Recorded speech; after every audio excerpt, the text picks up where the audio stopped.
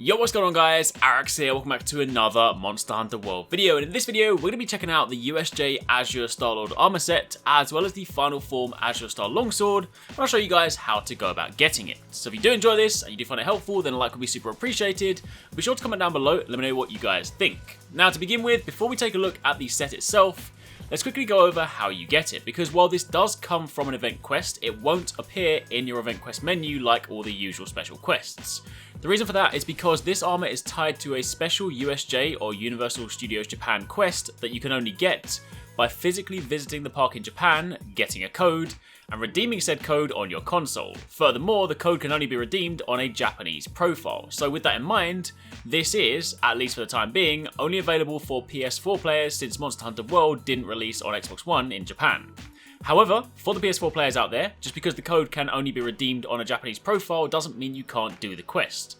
All it means is that you have to find someone to host it for you. Now I want to give a huge shout out to Comet Kid and Mike's for very kindly hosting the quest for me, as well as Travan for helping to organise it. I'm going to leave a link to a Reddit thread in the description box down below from Comet Kid. She's been hosting lobbies each day for a few hours and updates the Reddit post when the lobby is live. So if you guys want a chance to try and hop in, then keep an eye on the thread, and when it's updated, you can try and hop in from there. However, outside of that, what you can also do is go to the quest board, search for a quest and filter by event quests, and then join lobbies and check to see what has been posted. Or you could look for an SOS flare, and again, filter by event quests, and the quest you're looking for is USJ Blazing Azure Stars. It's a 7-star quest, and it will have you hunt a Dodogama and an Azure Rathalos. However, there's a twist. The Dodogama is a giant one, and the Azure Rathalos is tiny, so there's a couple of gold crowns in here too.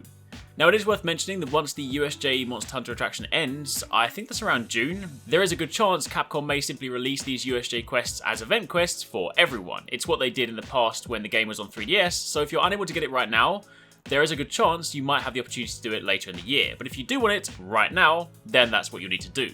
Go to the quest board, search by event quests, and see if the quest is there.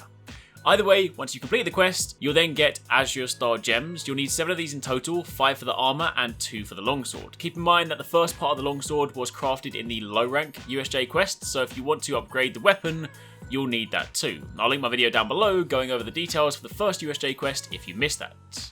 But with the items in hand, head to the smithy, scroll to the bottom, and check out the Azure Starlord armor set. Not only does it look super cool, but it also has some very nice stats too. Again, another set that is going to offer some alternatives to end game mix sets. First up, this is huge. This set is, for all intents and purposes, Rathalos gear. Having these equipped activates the Rathalos 2 and 4-piece set bonuses, Critical Element, which increases elemental damage when landing critical hits, and Mind's Eye Ballistics, which prevents attacks from bouncing, and also shortens the distance before ammo and arrows reach maximum power.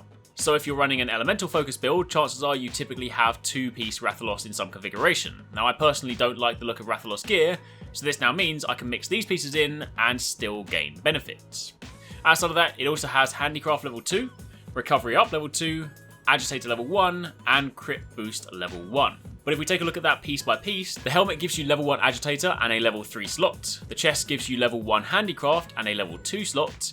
The arms give you level 2 Recovery and a level 3 slot. The waist has another point in Handicraft and a level 2 slot. And then finally, the legs, these are my favourites. They give you 1 point in Crit Boost and another level 3 slot. And since I still do not have a Crit Boost decoration, then this is a welcome addition. It means I can snag 2 pieces of this, still get Critical Element, and then pair it with other useful armor pieces, which is super awesome.